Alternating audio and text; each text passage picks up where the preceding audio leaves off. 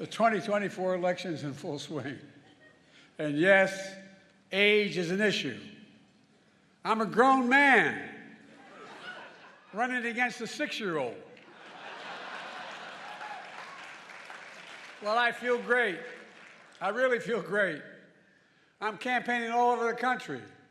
Pennsylvania, Georgia, North Carolina.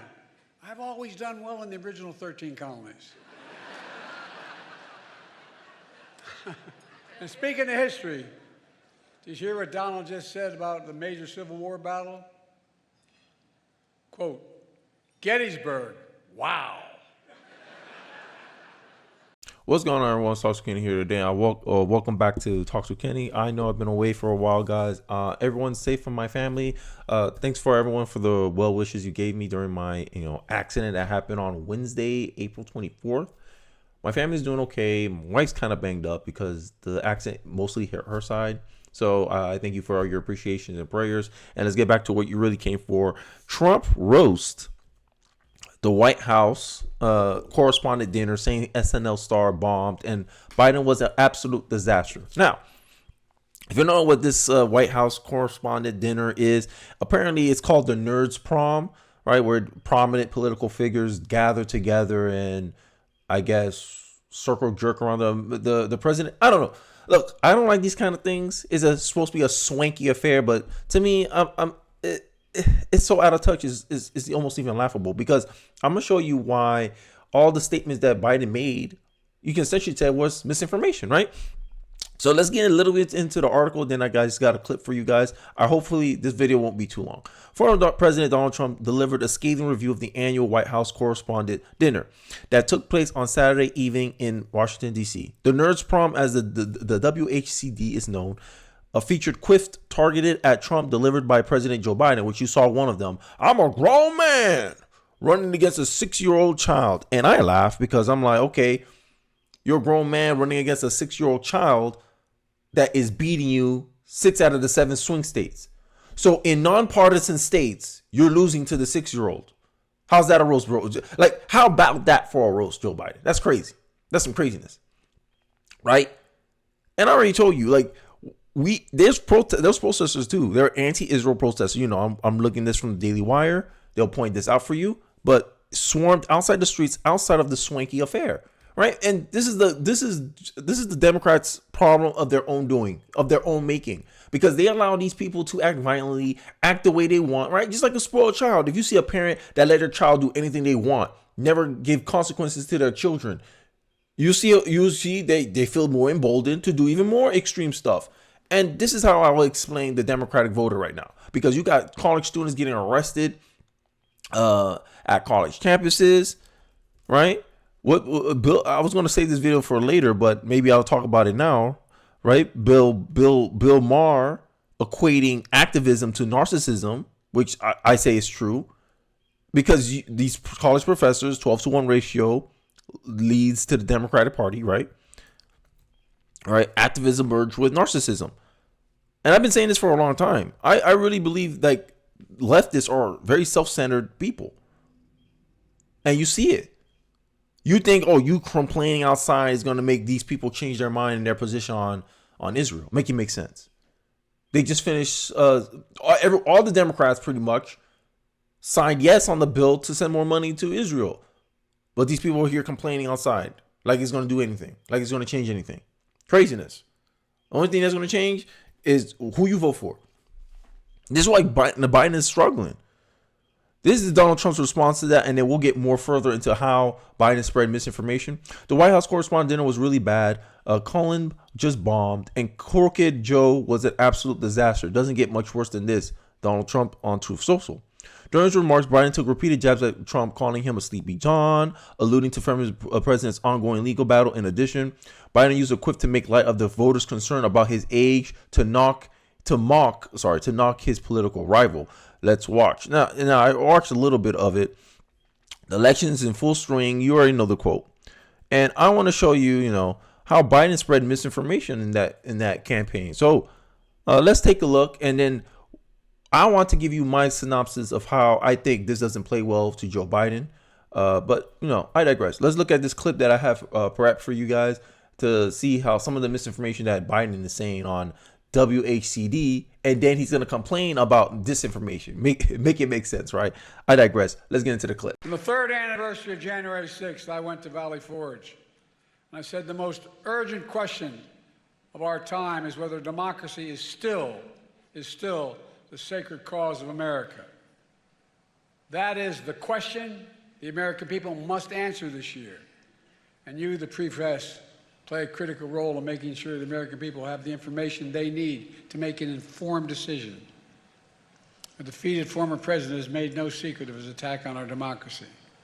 He said he wants to be a dictator on day one, and so much more. He tells supporters he is their revenge and retribution. When in God's name have you ever heard of another president say something like that? And he promised a bloodbath when he loses again. We have to take this seriously. 8 years ago, you could have written off it as just Trump talk, but no longer, not after January 6th. I'm sincerely not asking of you to take sides, but asking you to rise up to the seriousness of the moment. So as you can see, he's complaining about January 6th. You know, the usual, right? Trying to make January 6th seem like some significant event when really it was just a riot at best. A riot and protest. They did less damage than BLM. BLM killed officers. You don't hear Joe Biden complaining about that. BLM, not BLM. I forgot who was the Antifa for some group. Literally in Seattle was able to make a zone where it was lawless. People were getting killed, sexually assaulted. Ambulance couldn't pass through. But he wants to pretend January 6th was such a big deal. Biden complains about disinformation while spreading disinformation at WHCD. He was saying, oh, you know, you saw Peter Ducey, the correspondent that goes back and forth with Karen Jean-Pierre. I don't know why they put a face up on him like, oh, like, yeah, he's talking to you. Like the camera's in my head. This is what I think in my back of my head. They're talking about you. But the freedom of the press has already shown that it's been overwhelmingly dominated by liberals. Joe Biden says, we don't ask you to pick sides, but the liberal media actively picks sides. I'll show you an example after I get done with my little monologue here. Right? Joe Biden used his bully pulpit at the annual White House Correspondent Dinner to warn journalists about the risk and dangers posed by disinformation, which I already showed you. Most experts of political misinformation, disinformation are heavily, overwhelmingly to the left. Why they don't spread out that bias? The spread of a little disinformation on its own, and it spreads a little disinformation on his own in the process. During his brief remarks at Sunday's evening dinner, Biden framed the 2024 election as a choice that would determine whether democracy was still the sacred cause of America. We're not a democracy. That's the first disinformation. All right. And then pretending that you're the president of democracy when people who ran against you got no airtime, right? Robert F. Kennedy, the biggest threat to you, had to leave the Democratic Party for him to get a shot at anything because he felt like he was being blackballed, blacklisted. No one wanted to talk to him, right? Liberal media, this is your fault. Most journalists are leftist. Most journalists are liberal. So this idea of, we just want bipartisan reporting that Joe Biden's trying to frame, their actions, the Democratic Party's actions doesn't even follow that. Most of their voters wanted someone other than Joe Biden. Did the Democratic Party listen? No. The Democratic Party said, no, we're standing behind Joe Biden. No other candidate will be getting our support. We're not going to hold any primaries or any debates. Can you say that about the Republicans? Hell no. Republicans, they say, oh, look at the polls. Most people are not interested in Trump. All right, let's hold primaries. Let's hold elections. We have 8 candidates running for the Republican nomination. More than what the Democrats have on their side. And all of them got a chance to debate. So most of them got a chance to debate. Trump didn't show up for it. Because the American people, the voters were like, nah, Trump winning. Trump had like a 40% lead. Biden had, I think, like a 20% lead. Now, when they took RFK out, Biden started dominating in the Democratic primaries. But that's not because of the finagling from the Democratic National Committee, making it harder for candidates that's running against Biden to make it on the ballot. Every time someone spoke out against Biden from the Democratic side, they get lambasted by the liberal media, which is majority of the journalists. I highlight these biases time and time again. You can't say that that's misinformation. I showed you in this video already. But they want us to still believe that, oh, they have legitimacy. That, oh, we should trust them as the arbiters of truth. The same administration that tried to create a minister of truth, a ministry of truth. For them, disinformation and misinformation is anything that goes against their narrative. The WEF said that was the number one concern, not economic turmoil, not recession, not global warming that they cry about all the time. No, the number one issue for the World Economic Forum was political disinformation, misinformation, aka anything that goes against our narrative. Any contrarian view or evidence that support the other side, we do not want it being spread in the populace. This is why the left loves censorship. That's why the Democrat Party loves censorship. This is why they're interfering with Donald Trump. This is the party that wanted to take people off the ballot. They didn't want Donald Trump to run on the ballot, even though he hasn't been convicted of anything. They find any excuse to rationalize their obvious political motivated attack on Donald Trump. This is the reality. All non-Democrats agree that this is a politicized attack. Only Democrats agree that this is a legitimate case against Donald Trump. But you want to continue spreading your misinformation, disinformation. Okay. Oh, threat to our democracy, aka threat to democratic power, democratic control. Suggesting that the answer to that question is no less the people re-electing him. Biden went on to say that unless people had the right information, they couldn't make the right choices. I agree. So why was the Biden laptop story blackballed from all liberal media? Why was it immediately assumed misinformation, disinformation, misinformation? Then 2 years later, it was rectified as actual accurate information. This is the kind of thing I warned about. Because when someone has a heavy bias towards one direction, they're less inclined to actually expose the truth of that. That's why you need balanced sources, right? That's the argument for balanced sources. He called on journalists to rise up to the seriousness of this occasion. Yes, there are some people trying to rise up to the seriousness of the occasion, Biden. But, you got people who are out here trying to censor stories, trying to pigeonhole contrarian voices because they express evidence or they highlight things that are inconvenient to a narrative or perspective that you want out there. That's the problem we have, Biden. So let's look at another a clip, I guess, with me here, and it's a 1 minute clip, and then I'll give you a remark about how Biden is actually a threat to democracy, but he's sitting here pretending that it's Donald Trump. But I digress. Move past the horse race numbers and the gotcha moments and the distractions, the sideshows that have come to dominate and sensationalize our politics, and focus on what's actually at stake. And I think in your hearts you know what's at stake. The stakes couldn't be higher.